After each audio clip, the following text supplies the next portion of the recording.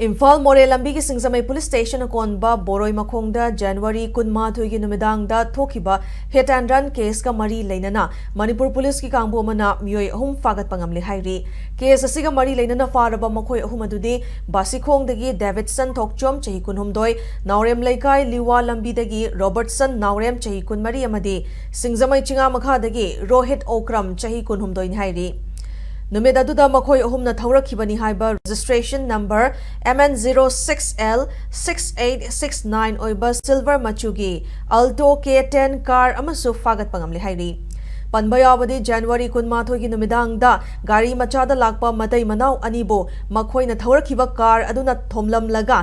खामलमदना थौखिबनी हाइरी थौदोदुदा गाड़ी मचादा लाखिबा थोंगसु नेप्राम लैरक्तगी मोरांगथेम ओंबी जिबनलता लैमा चही 53 खुदक्ता लैखिदबगा लोइनना महाकी मपुरोइबना सोखिबनी हौजे हौजेसु पुलिसना केस असिगी मखा ताबा इन्वेस्टिगेशन चथरी हाइरी।